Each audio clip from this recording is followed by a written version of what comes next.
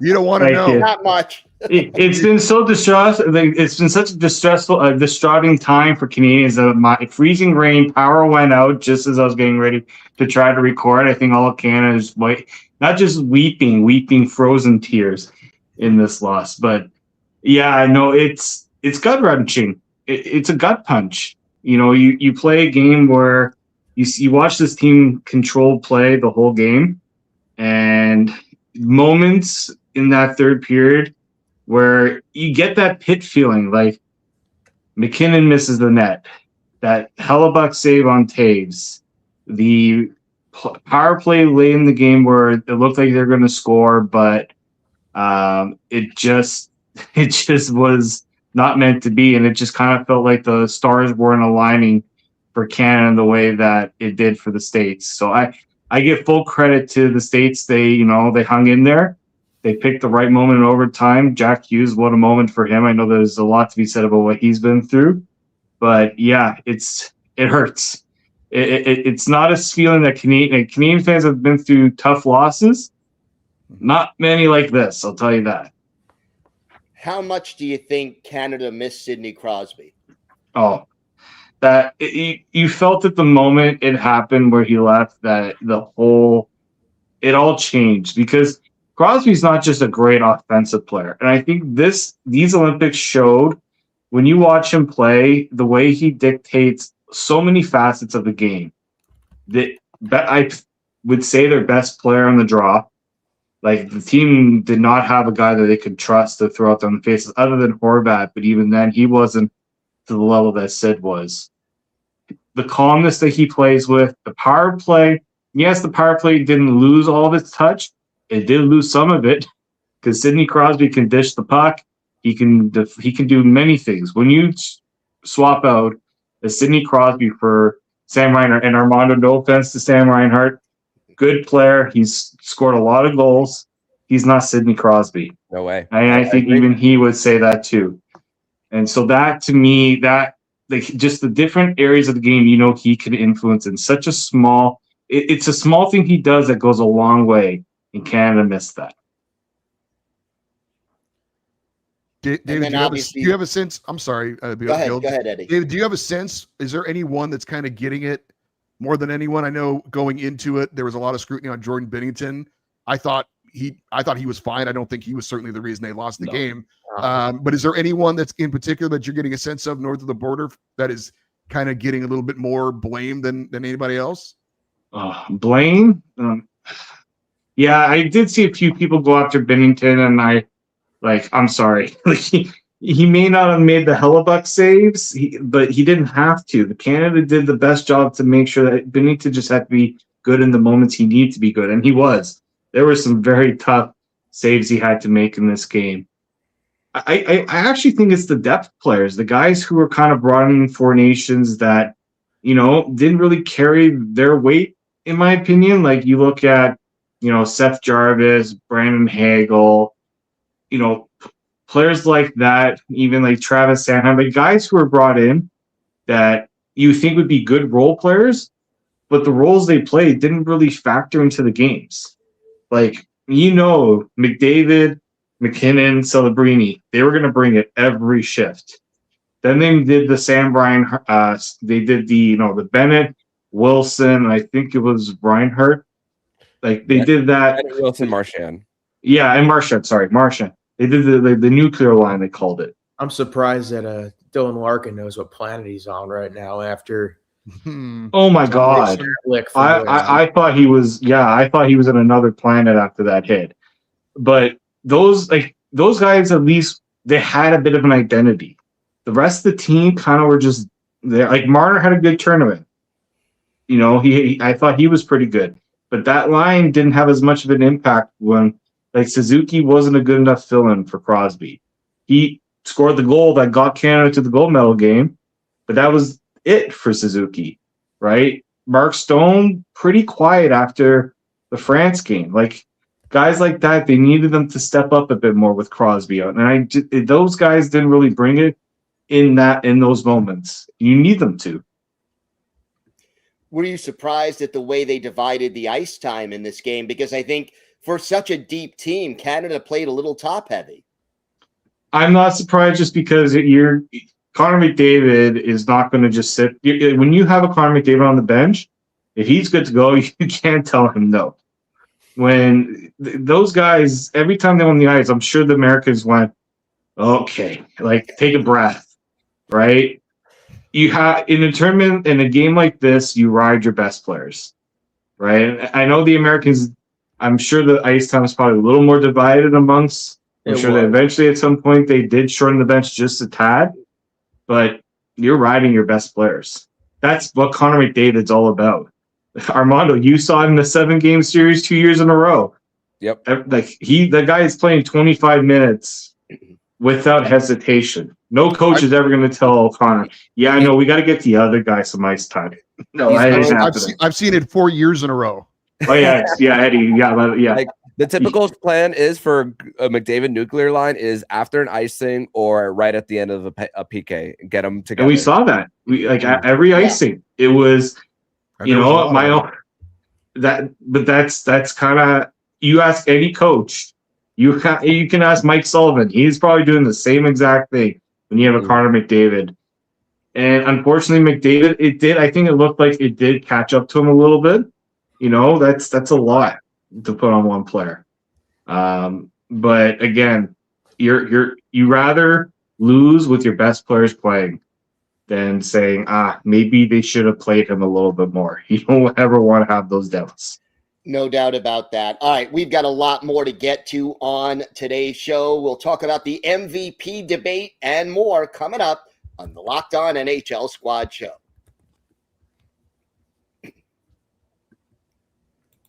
Today's episode is brought to you by FanDuel. Ever wanted to experience the NBA Final live and in person?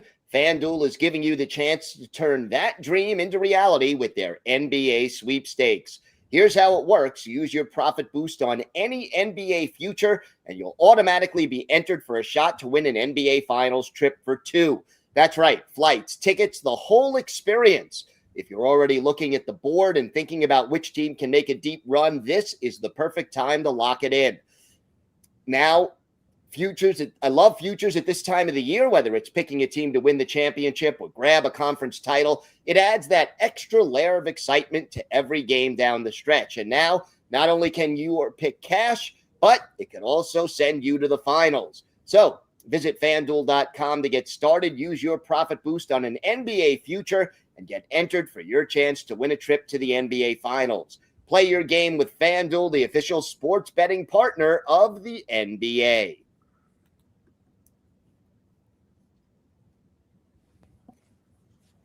Guys, do you think they got it right with the tournament MVP, and why? No.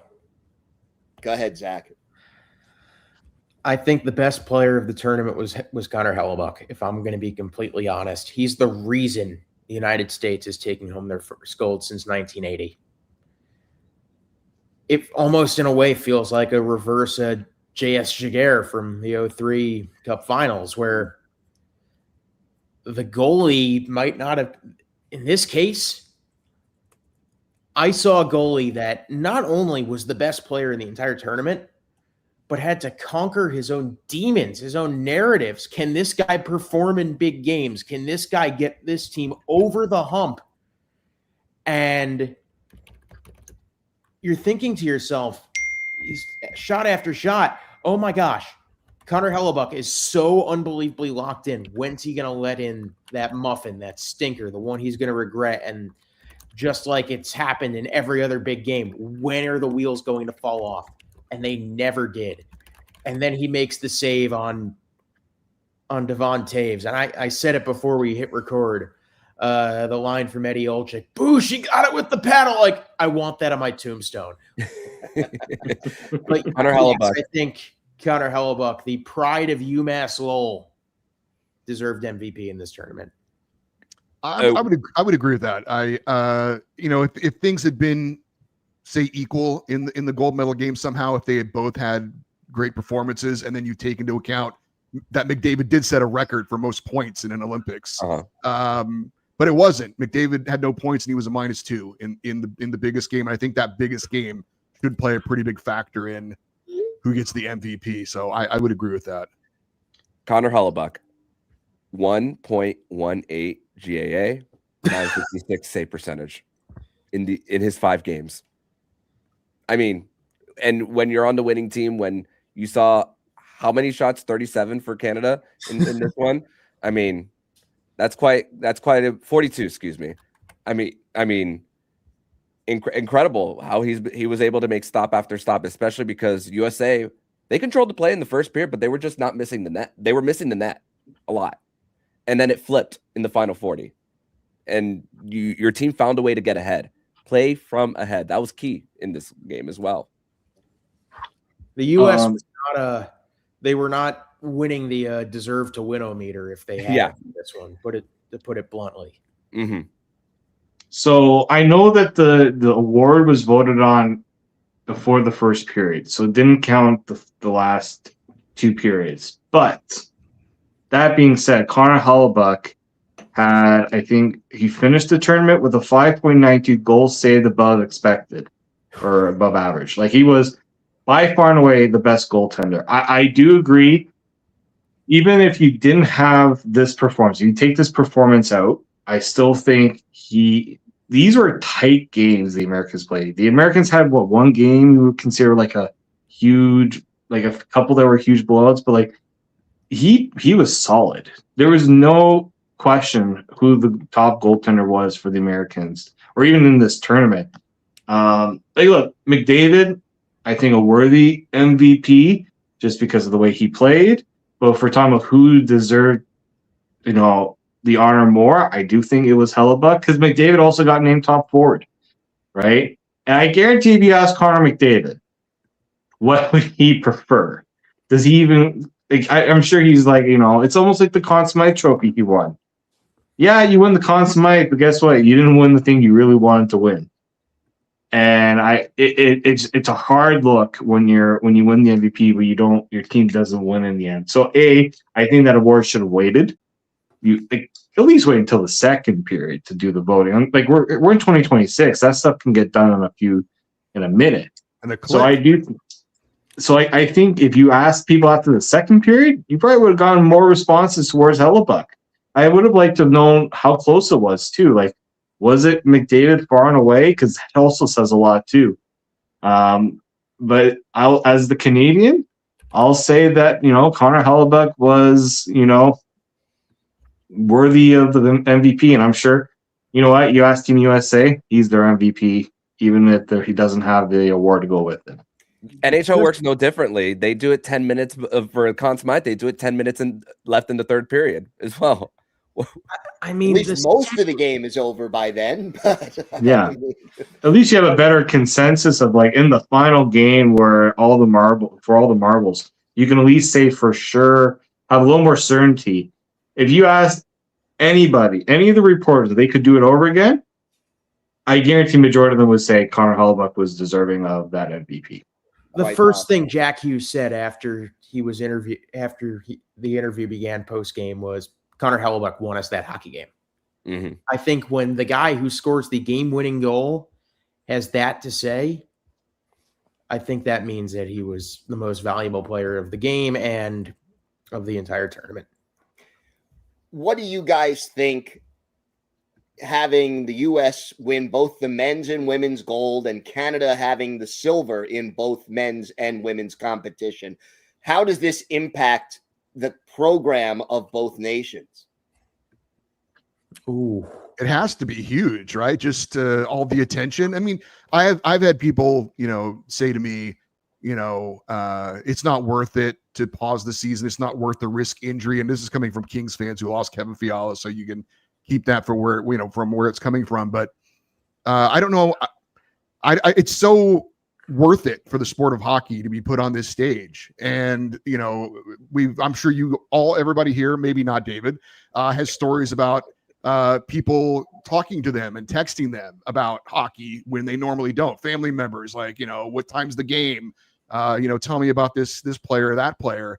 There's no stage like the Olympics. And I understand that it sucks when one of your top players gets hurt. Believe me, coming from a Kings fan, And I get the condensed schedule and pausing the season. I understand all that.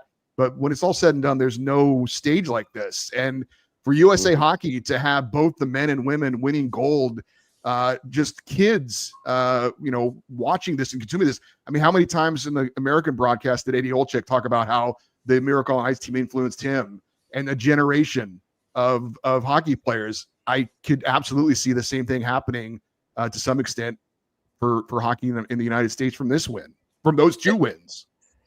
And for Matthew Tkachuk, even before the game, he said, we're playing for the people who came before us, and we're playing for the people after us. And I have a tweet to read for you guys from Craig Custis, which was retweeted today from January 24th, 2011 from US Hockey. And it says, quote, USA Hockey's 8 and under membership has reached 100,000 for the first time ever. And Craig Custis quote tweeted that saying, look out 2026 Olympics. Nice.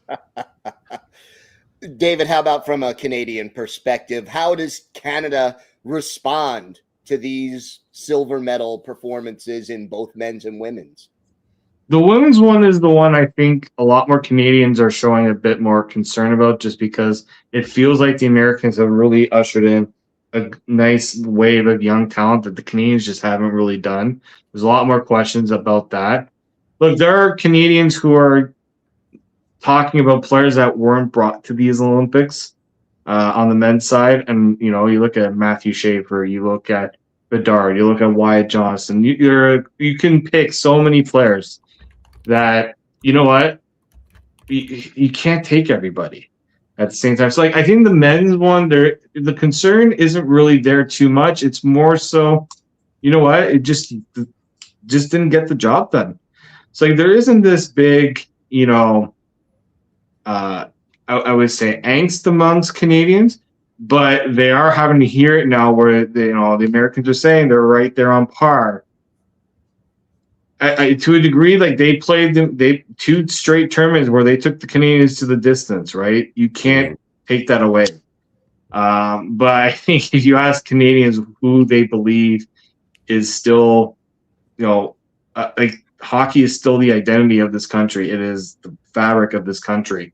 But it also goes without saying that Canadian hockey has been through its own sort of mini crisis in terms of they're struggling to get participation.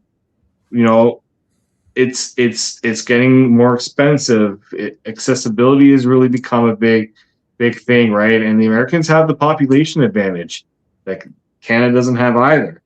So now there's the infrastructure within Canada in terms of elite development of athletes is certainly there. Trust me, I've seen it.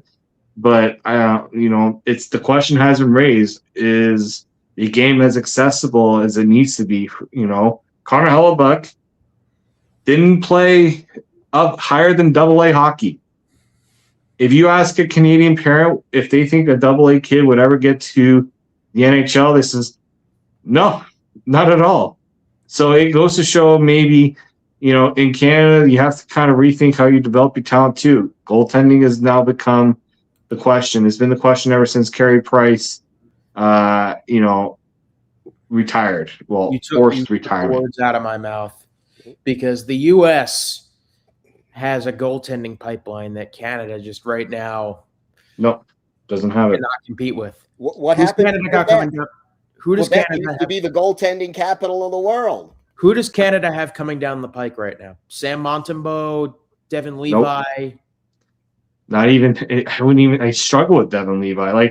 You even look at the World Juniors. Goaltending at the World Juniors this year wasn't the reason Canada lost. I think it was kind of more so how the team played and the structure in which the Canadians play the game at those levels. But it is. We're not hearing about this next great Canadian goaltender. You said Quebec.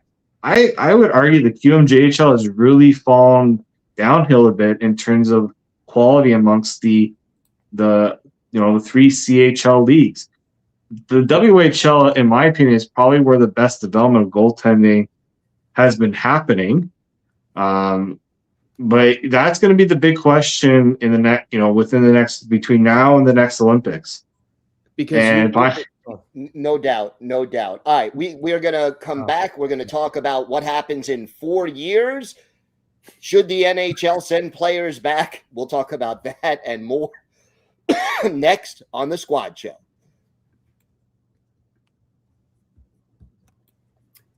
Today's episode is brought to you by Game Time. There's nothing like being in an NBA arena, the crowd, the energy, the moment. Getting tickets, though, that part hasn't always been so simple. That's why Game Time becomes the go-to app for scoring tickets fast without the hassle. It puts the advantage back where it belongs, with the fans.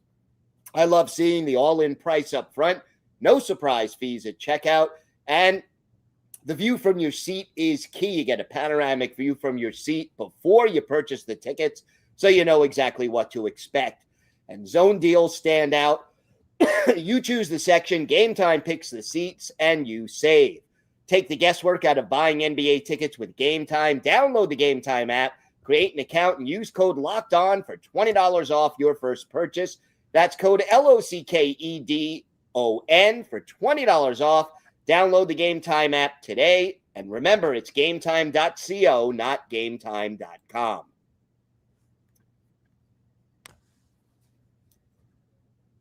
Guys, will the NHL be back at the Olympics in 4 years? I think we can say this tournament was a success in a lot of ways, but Kevin Fiala injured, Sidney Crosby injured. That's just two of the guys. And then, the compressed schedule and everything else. You guys alluded to it a little bit earlier, but is it worth it?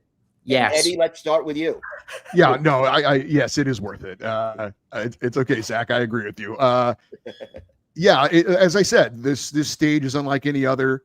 It's going to be in the French Alps in 2030. I had to look that up, by the way. I didn't know that. So time zone is going to be similar to what it was here. I know that sometimes that's a consideration.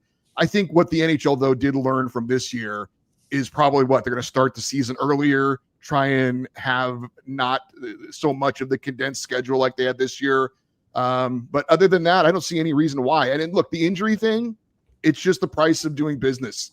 This is not the first time that John Tavares, as you know, Gil, for the Islanders, was hurt in the Olympics and missed the rest of the season. And it sucked for the Islanders. It sucks for my LA Kings to not have Kevin Fiala for a playoff push.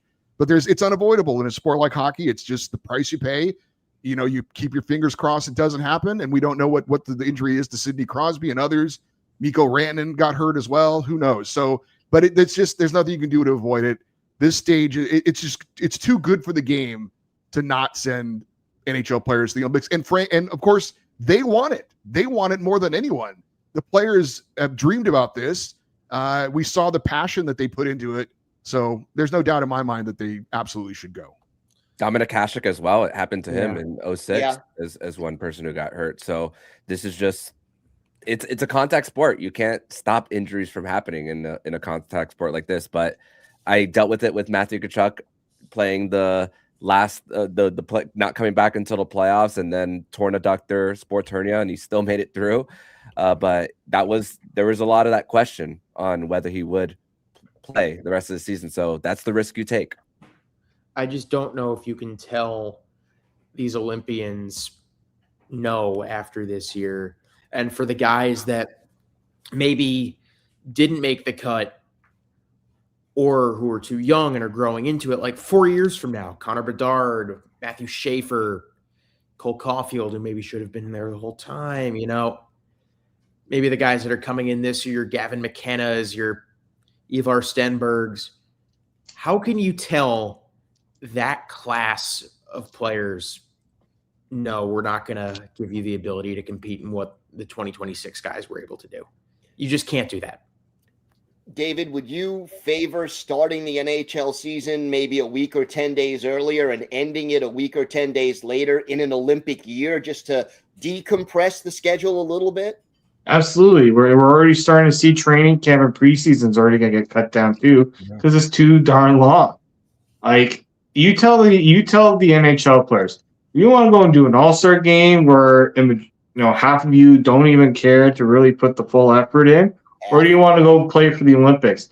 Because I know, yes, the NHL does the all-star games. It helps the local market. There's money, the revenue potential they can get into. But you see so many people talking about the marketing that the NHL had at their disposal by having their players play in the Olympic tournament. Like, there's the value in that is I can't wait to see what the TV numbers are. Even though the game was at 8:00 on a Sunday morning on the East Eddie, God bless you. I don't know what time you had to wake up to watch this game, but like Before the sun. like I'm sorry, but there's just it's too valuable. The NBA doesn't have this problem.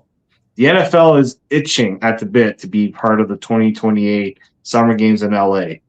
It's like the NHL. Now I can understand the last Olympics because there's still COVID and there was still a bit of uncertainty around that. Okay, I can understand that one. But 2018, that was huge, like such a missed opportunity. So when you have that much of a layoff between the Olympics, like there are other, and it's not just for Canadians, it's not just for Americans, for Sweden, for Finland. Germany finally got to see what their development of their talent has been like for all these years. You're telling me the Germans didn't value seeing their NHL talent at the Olympics? Switzerland, right? Those are the teams, those are the countries that need it, I think, way more than the Americans and the Canadians do. They need to see that the progress within their own nations is there.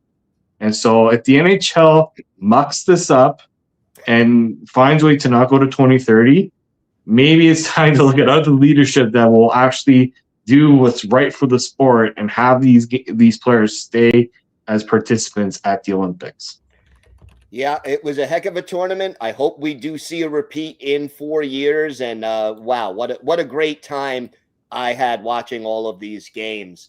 So, guys, join the Everydayer Club for ad-free audio and access to group chat on Discord for your favorite NHL team and more. And now you can use the code DEADLINE ahead of the trade deadline for 1 month free. So check out the link in the show notes for more information. And I want to thank Armando Velez of Locked On Florida Panthers, Eddie Garcia of Locked On LA Kings, David Morisuti of Locked On Leafs, and last but not least, Zach Berman of Locked On New Jersey Devils for joining me. I'm Gil Martin from Locked On Islanders. Hope everyone enjoyed our Olympic squad shows. Have a great day, and we'll see you before the trade deadline.